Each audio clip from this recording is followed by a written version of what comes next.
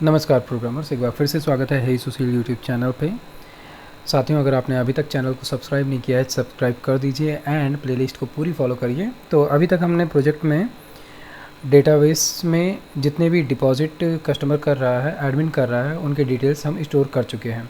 अब हमारा सबसे पहला काम क्या है कि हम यहाँ अमाउंट में दिखाएँ कि कितना क्रेडिट डेबिट हुआ है और टोटल अमाउंट। तो इसके लिए हमें करना क्या पड़ेगा, अब ये ऑल कस्टमर डिटेल्स का जो टेबल है, यहाँ पर जो डिटेल्स आ रही थी वो आ रही थी कस्टमर टेबल से। अब इसी टेबल में हमें डिटेल लेकर आनी है कस्टमर ट्रांजैक्शन टेबल से भी। तो इसके लिए हमें क्या करना है, सिंपली हम चलते हैं हमारे उस फंक्शन में, इसको हम मिनिमाइज़ कर देते हैं एंड ये सब कुछ कहाँ पर है, ऑल कस्टमर डिटेल्स में। तो यहाँ पर अभी जो डिटेल आ रही है वो ऑल कस्टमर टेबल से आ रही है। दूसरा डेटा हमको जो चाहिए वो कहाँ से चाहिए है, यहाँ पर हमको चाहिए ऑल ट्रांजैक्शन चाहिए। ठीक है, तो हम इसका नाम ही ले लेते हैं ट्रांजैक्शंस ले लेते हैं, सो दैट कि और आसान हो जाएगा।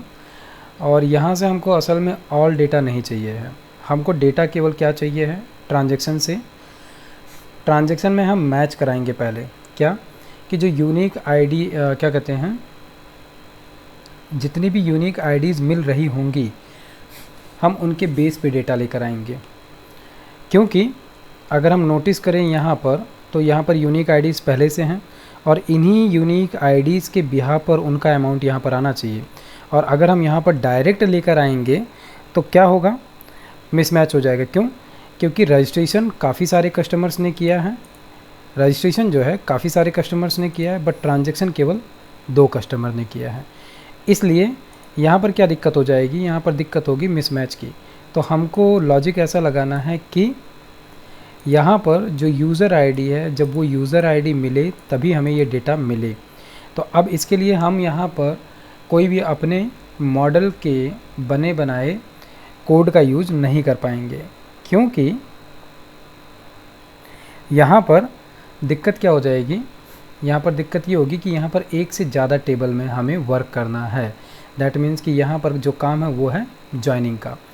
अब जॉइनिंग जैसे काम के लिए हम सिंपली क्या कर सकते हैं, हमें क्वेरी लिखनी है तो सबसे अच्छा तरीका है कि हम SQL PHP माई एडमिन में SQL पे आएँ और यहाँ पर क्वेरी लिखें। ठीक है, तो हमें यहाँ से चाहिए क्या है, असल में सिलेक्ट, हमें यहाँ पर चाहिए है सिलेक्ट,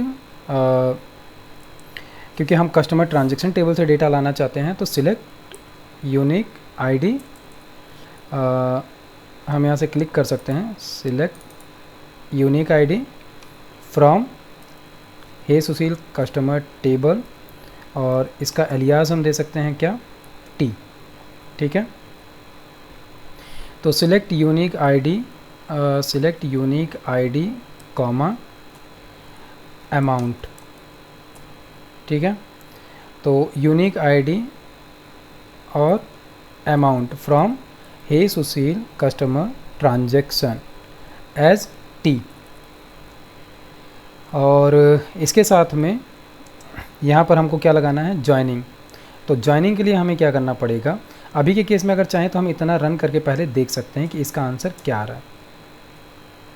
दिख रहा है हमें क्या मिला, यूनिक आईडी और अमाउंट मिल गया, लेकिन किस टेबल से मिला, सुशील कस्टमर ट्रांजैक्शन से। लेकिन हमें इतना नहीं चाहिए, हम फिर यहाँ पर एडिट करते हैं, हमको इससे ज़्यादा डेटा चाहिए है।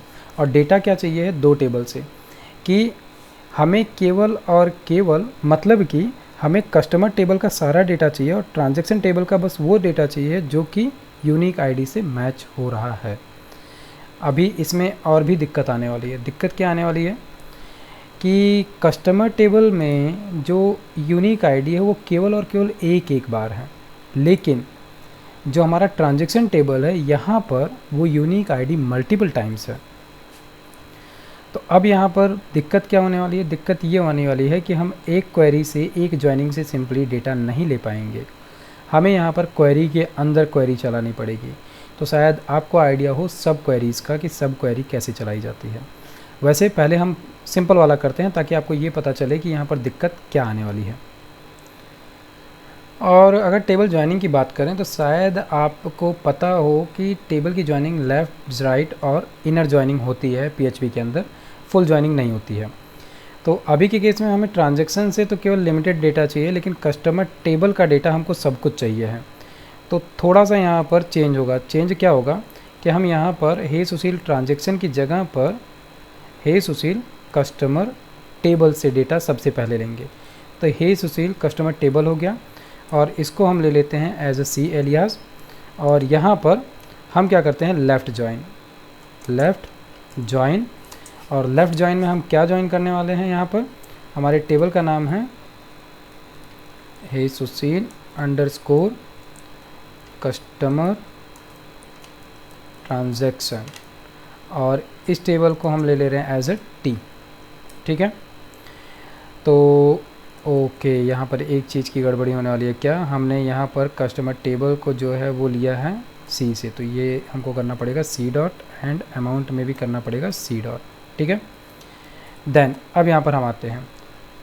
तो हम कह क्या रहे हैं कि हम हे सुशील कस्टमर टेबल में से यूनिक आईडी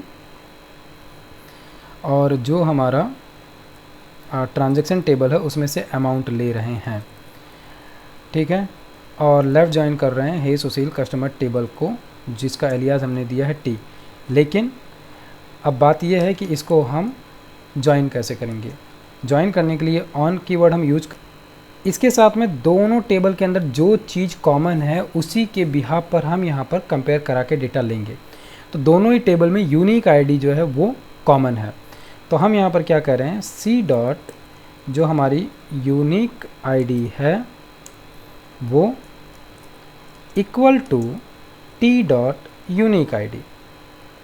ठीक है, हमने क्या कहा कि जो हमारा हे सुशील कस्टमर टेबल है उसके अंदर की यूनिक आईडी अगर बराबर हो ट्रांजैक्शन वाले टेबल के यूनिक आईडी की, तब हम सारा डेटा वो वाला चाहते हैं। और इसमें भी हमने शर्त क्या दी है कि कस्टमर टेबल जो है उसका सारा डेटा आना चाहिए, लेकिन राइट से केवल वो डेटा आना चाहिए जो लेफ़्ट वाले टेबल से कंपेयर करेगा। अब इसमें शायद आपको थोड़ा सा कन्फ्यूजन हो सकता है, लेकिन अगर आपने टेबल की ज्वाइनिंग को समझा है, पढ़ा है, तो आपको दिक्कत नहीं होगी। चलो इसको हम चेक करते हैं कि ये हमको दे क्या रहा है। ये हमको एरर दे रहा है फ़िलहाल तो। ठीक है, देखते हैं क्या कहना चाहता है एरर। ओह, हमने वेयर क्लॉज जो है उसमें गड़बड़ी की है। गड़बड़ी क्या की है, ये कह रहा है कि server version for the right syntax. हमने सिंटेक्स में गड़बड़ी की है। गड़बड़ी क्या की है, एडिट करते हैं लाइन को, कॉपी कर लेते हैं, देखें, अच्छा एडिटेबल है। ठीक है, यहाँ पर क्या करना है, वेयर कह रहा है, तो वेयर में हम क्या करते हैं, वेयर में भी सेम टू सेम यही सेम कंडीशन हम ले लेते हैं। ठीक है, वेयर में भी हम क्या करें कि C dot unique I D equal to T dot unique I D हो। अब हम इसको एंटर करते हैं। अभी भी ये कह रहा है error in SQL, check syntax, check the manual that correspondent to your Maria syntax to use near customer. अच्छा, ये एलियास शायद नहीं समझ रहा है, तो हम यहाँ पर ऐसा करते हैं एज कीवर्ड ले लेते हैं, एज कैपिटल में लेते हैं एज, एंड टी के लिए भी यहाँ पर ले लेते हैं एज। ठीक है, अभी रन करके देखते हैं हम इसको कि अब क्या दे रहा है। ओके, अभी भी वही है कि transaction as T on C dot unique I D equal to T dot unique I D. ठीक है, एक बार हम ये भी देख लेते हैं कि यूनिक आईडी की स्पेलिंग हम सही ले रहे हैं कि नहीं ले रहे हैं। स्ट्रक्चर में आते हैं एंड यूनिक आईडी हमने यहाँ से कॉपी किया एंड देन यहाँ पर पेस्ट किया, यहाँ पर पेस्ट किया, यहाँ पर भी पेस्ट कर दिया एंड यहाँ पर भी पेस्ट कर दिया और यहाँ पर भी हम ले रहे थे। ठीक है, तो इसको दिक्कत हो रही है हमें डेटा देने में। एक बार मैं चेक करता हूँ कि प्रॉब्लम दे क्या रहा है। ओके, सो फाइनली वो क्वेरी बन पाई, काफ़ी लंबी क्वेरी बनी है। हमको करना क्या था, असल में क्रेडिट डेबिट दोनों चीज़ें चाहिए। ठीक है, तो ये क्वेरी जो है इसको हम ले चलते हैं कोड में, वहाँ पर मैं आपको अच्छे से समझाऊँगा कि यहाँ पर हो क्या रहा है। असल में हमने क्या किया है कि हमारी जो मेन टेबल है वो कौन सा है, कस्टमर टेबल है। ठीक है, कस्टमर टेबल को हमने लिया। आप अगर अभी के लिए इतना कोड भूल जाओ, इतना कोड, ठीक है, इतना कोड जो सिलेक्ट किया है, तो यहाँ पर हमने क्या किया कि हमने सी डॉट स्टार किया है फ्रॉम हे सुशील कस्टमर ट्रांजैक्शन, मतलब कि जो ट्रांजैक्शन वाला टेबल है उसमें से हमने सारा डेटा लिया। ठीक है, सारा डेटा लिया कैसा, एज ए फॉर्म में टी। और इसको हमने राइट ज्वाइन किया किसके साथ में, हे सुशील कस्टमर टेबल से, जिसका हमने एलियास क्या लिया सी। और यहाँ पर अगर आप देखोगे हमने दिया क्या है C dot star, that means कि जो कस्टमर टेबल है उसका सारा डेटा लेकर आना है। और हमने इसको ज्वाइन कैसे किया है, किसके बिहा पर, यूनिक आईडी के बिहा पर, बस C dot unique ID equal to T dot unique ID. इससे ये सारा डेटा लेकर आ जा रहा है कहाँ से, पूरा का पूरा कस्टमर टेबल में से। प्लस हमने क्या किया, हमको जो ट्रांजैक्शन वाला टेबल है उसमें से बस दो चीज़ें चाहिए थी, क्रेडिट और डेबिट। तो आपको याद होगा हमने अपने ट्रांजैक्शन टेबल में सी और डी लिया था क्रेडिट और डेबिट के लिए। तो यहाँ पर क्वेरी क्या बनाया हूँ, डिस्टिंक्ट एक लिया जाता है, डिस्टिंक्ट लिया जाता है PHP माई एडमिन में। ये जो MySQL हम यूज करते हैं ये फुल वर्जन नहीं होता है MySQL का, तो यहाँ पर कुछ लिमिटेशन तो होती हैं। तो जैसे जब हम डेटा ले रहे थे तो जो ट्रांजैक्शन टेबल वाला डेटा है इसमें डुप्लीकेट डेटा काफ़ी है। तो हमने क्या किया कि जो लास्ट वाला डेटा है वही वाला हमने लिया। तो यहाँ पर हमने क्या डिस्टिंक्ट से ये काम होगा कि जैसे 9 नंबर आईडी जो है वो 2-3 बार है। जैसे यहाँ पर अगर आप देखोगे तो 9 नंबर वाली आईडी मतलब कि जिसका 7686 यूनिक आईडी है लास्ट में, तो ये दिख रहा है 7686 7686 7686 3 बार था। बट यहाँ पर क्या हुआ, डेटा हमको केवल एक बार मिला, किसकी मदद से, डिस्टिंक्ट्स की। और हमने जो यहाँ पर ये लाइन लिखी है यहाँ से लेकर पूरी यहाँ तक, ये एक इंटरनल क्वेरी है, क्वेरी के अंदर सब क्वेरी। हमने यहाँ पर किया क्या, अगर देखोगे तो ब्रैकेट ओपन किया, सिलेक्ट, और यहाँ पे हमने सम किया। सम क्या किया, TC डॉट अमाउंट। अब ये TC क्या है, ट्रांजैक्शन टेबल का ही अमाउंट हमने फेच किया, कहाँ से, हे सुशील कस्टमर ट्रांजैक्शन में से, जिसका एलियास हमने दिया था TC। तो इसीलिए हमने यहाँ पर लिखा TC डॉट अमाउंट। ये क्या करेगा, TC डॉट अमाउंट में जो अमाउंट मिल रहा है उसको सम करेगा, लेकिन किसके बिहाफ पे, where TC dot payment mode equal to C। मतलब कि जब ट्रांजैक्शन टेबल पे जहाँ पर भी इसको पेमेंट मोड C मिलेगा और जहाँ पर कि ट्रांजैक्शन टेबल और जो कस्टमर टेबल है उनकी यूनिक आईडी इक्वल होगी, उन्हीं को ये क्या करेगा, ऐड करेगा। इसीलिए इसने यहाँ पर क्या किया, 1500 ऐड किया। तो मैंने ट्रांजैक्शन टेबल में कुछ क्वेरीज़ को क्या कहते हैं एक्सरसाइज करने के लिए, एग्जांपल के लिए कुछ और क्वेरियाँ कुछ और ट्रांजैक्शंस यहाँ पे ऐड ऑन किए। अभी अगर आप देखो यूनिक आईडी 7686 जो है इसके नाम पर 2 बार क्रेडिट किया गया, एक बार 1000 और एक बार 500, मतलब कि इसका क्रेडिट अमाउंट कितना बना, 1500। वही 1500 हमें यहाँ पर क्रेडिट अमाउंट में मिला, ठीक है। दूसरी चीज़, इसी सेम आईडी से 7686 से हमने एक बार को डेबिट किया, कितना, 500। इसीलिए यहाँ पर हमको क्या मिला, डेबिट में 500। उसी तरीके से एक यूज़र आईडी है जिसमें लास्ट में क्या है, 9887।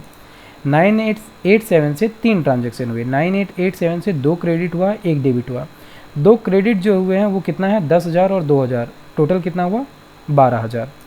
तो यहाँ पर आपको दिख रहा है 12,000 क्रेडिट हुआ है और डेबिट कितना हुआ, 1,000। दैट मीन्स कि जो लास्ट ट्रांजैक्शन यहाँ पर थी 9887 का वो था 1,000।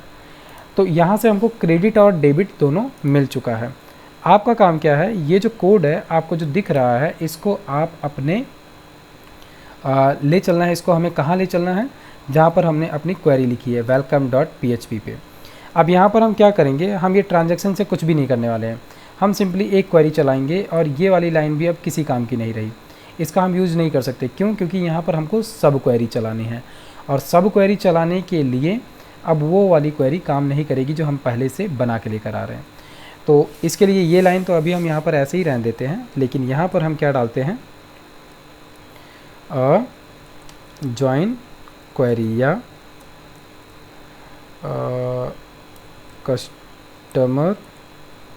Customer underscore transaction. हमने इस क्वेरी का नाम दिया, डबल कोट और पेस्ट कर दिया हमने वो कोड जो हम लेकर आए थे, कहाँ से, अभी PHP माई एडमिन से, ठीक है। यही कोड सेम टू सेम देखकर आप लिख दीजिए। अब इस कोड को लिखने के बाद में इसको रन करना भी ज़रूरी है। तो शायद आपको याद होगा हमने डेटाबेस के लिए क्वेरीज़ रन की थी, ठीक है। वही सेम टू सेम काम यहाँ पर भी हमको करना है। वैसे हम इसको आसान करना चाहें तो हम एक काम और कर सकते हैं, क्या कि ये पूरी की पूरी क्वेरी जो है इसको हम दिस DB क्वेरी के अंदर ही ले चल के रख सकते हैं। तो हम इसको उसी में रख लेते हैं ताकि थोड़ा सा हमारा काम जो है और आसान हो जाए। तो दिस DB क्वेरी, और इस क्वेरी के अंदर ही हम पेस्ट कर देते हैं ये कोड। ठीक है, ये क्या किया इसने, क्वेरी क्या कहते हैं, दिस DB क्वेरी जो है इसी के अंदर सीधे क्वेरी रन हो जाएगी। क्वेरी रन होने के बाद में हम क्या करते हैं, इसको एज अ फैच कर देते हैं रिजल्ट अंडरस्कोर एरे के फॉर्म में। ठीक है, अब अगर ये डेटा हमको मिल रहा है दैट मीन्स कि हम कुछ और नहीं करेंगे, सिंपली इस डेटा को एक बार चेक करेंगे यहाँ पर। ठीक है, तो हमारे वेरिएबल का नाम क्या है, कस्टमर ट्रांजैक्शन। हमने यहाँ पे डाई कर रखा है, ऑल कस्टमर्स वाले पेज को ही हमें रन करना है, तो हम यहाँ पर आते हैं, ऑल कस्टमर्स वाले पेज को रन करते हैं। डिटेल हमें मिल गई है। ठीक है, क्रेडिट भी मिल गया, डेबिट भी मिल गया, और प्लस जो डिटेल्स थी वो सारी की सारी मिल गई, और जितने भी थे उन सभी का मिल गया, मतलब कि टोटल 9 है, 0 से लेकर 8 तक, मतलब कि 9 कस्टमर हैं हमारे पास। तो एक बार चेक कर लेते हैं, टोटल 9 कस्टमर हैं। ठीक है, और यहाँ पर एक चीज़ और हम देख लेते हैं, क्या यहाँ पर दिख रहा है आपको, 9, 8, फिर 1 आ गया, फिर 2 आ गया, फिर 3 आ गया, मतलब कि ये असेंडिंग डिसेंडिंग ऑर्डर इसमें सही से नहीं है। तो हम क्या करते हैं, इसको डिसेंडिंग ऑर्डर भी कर लेते हैं इसी वक्त यहीं पर। ठीक है, तो यहाँ पर हम क्या करते हैं,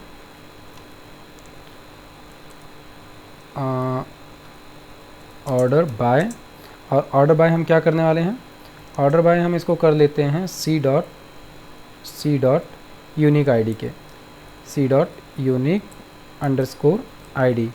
तो हमने C dot underscore unique ID के बिहा पर इसको क्या किया, ऑर्डर बाय। और ऑर्डर बाय हम करना कैसे चाहते हैं, डिसेंडिंग ऑर्डर।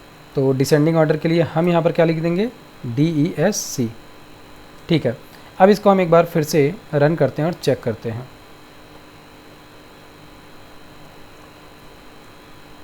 हमने रन किया, बट अभी भी ये क्या कर रहा है, यहाँ पर 9 नंबर मिला, फिर 3 मिला, फिर 8 मिला, फिर 2 मिला, ये क्या कर रहा है, इसको मिक्सअप कर दे रहा है। ठीक है, ऐसा वैसे होना नहीं चाहिए, लेकिन ये अगर कर रहा है दैट मीन्स कि कुछ दिक्कत है। चलो, पहला काम तो हमारा ये नहीं है, पहला काम ये है कि ये सारा डेटा जो मिला है इसको हमें ले चलना है कहाँ पर, सेम टू सेम हमारे टेबल में एज इट इज़ शो कराना है। तो अभी तक हमारा जो मेन क्या कहते हैं, डेटा हमने जो लिया था वो ट्रांजैक्शन में ही लिया था, तो हम इसी को कॉपी कर लेते हैं और इस लाइन को हम यहाँ से हटा देते हैं। ठीक है, तो हम आए यहाँ पर और इसको हमने नाम दे दिया डेटा ट्रांजैक्शन। इससे फ़ायदा क्या होगा, हमें कहीं कुछ चेंज करने की ज़रूरत नहीं पड़ेगी। इसको हमने कमेंट किया, ऑल कस्टमर्स की ज़रूरत नहीं रही, हमने इसको हटा दिया। ठीक है, ओहो, एक्चुअल में ऑल कस्टमर्स जो डेटा है इसी को हमें लेकर चलना है, ऑल कस्टमर। ठीक है, अगर सब कुछ ठीक है दैट मीन्स कि अभी जो डेटा टेबल में दिख रहा था वो दिखना चाहिए, उसमें एरर नहीं आना चाहिए। तो एक बार हम इसको रिफ्रेश करते हैं। चलो, अच्छी बात क्या है कि टेबल में जो डेटा पहले से दिख रहा था वो दिख रहा है। खास चीज़ यहाँ पर क्या हुई जानते हो, अब ये वाली क्वेरी से डेटा नहीं आ रहा है, हमारी जो ये हमने प्रोसीजरल क्वेरी लिखी है डेटा इससे आ रहा है। तो बात क्या रहेगी, केवल यहाँ अमाउंट में हमें दिखाना है टोटल। ठीक है, तो हम टोटल कैसे दिखाने वाले हैं, चलो हम फटाक से ये काम कर लेते हैं। कस्टमर, ऑल कस्टमर डिटेल्स पे आए हम, और यहाँ पर क्या था, अमाउंट था, जिसको हमने यहाँ पर दे रखा है 0। ठीक है, तो यहाँ पे सिंपली हमें करना क्या है, सिंपली हमें यहाँ पर बताना है कि क्रेडिट कितना है और डेबिट कितना है। ठीक है, तो हम यहाँ पर क्या करते हैं, सिंपली सी लिखा और इसके बाद में डैश दिया और इसके बाद में कॉन्कैटिनेट का साइन एंड वैल्यू लिख कर यहाँ पर हम क्या दे देते हैं, क्रेडिट। ठीक है, इतना पहले हम देख लें एक बार को कि ये क्या दिखा रहा है। दिख रहा है क्रेडिट दिख गया, सी क्रेडिट। ठीक है, तो इसको अगर हम चाहें तो डैश की जगह पर कुछ और भी कर सकते हैं।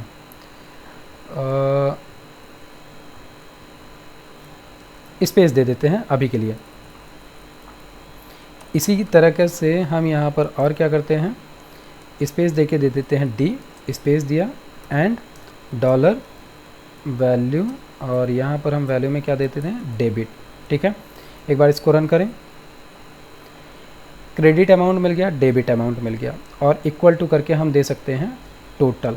ठीक है, बीच में हम माइनस का साइन दे देते हैं यहाँ पर, ताकि ये थोड़ा सा इजी हो जाए समझने के लिए, क्रेडिट में से माइनस किया डेबिट को, और फाइनल हम यहाँ पर दे देंगे टोटल। तो टोटल देने के लिए हम क्या कर सकते हैं, टोटल देने के लिए हम यहाँ पर इक्वल टू का साइन दिए एंड देन डॉलर वैल्यू, क्या करने वाले हैं, डॉलर वैल्यू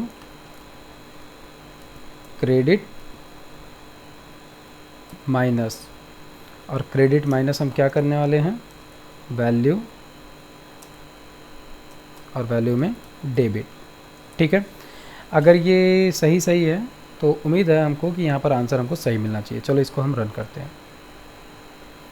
एरर मिला, उम्मीद थी इसकी, क्यों उम्मीद इसलिए इसकी थी क्योंकि जो ये डॉलर वैल्यू डेटा है ये कैसा है, ये असल में स्ट्रिंग टाइप डेटा है, तो इसको हमें पहले कन्वर्ट करना पड़ेगा किस में, इंटीजर में।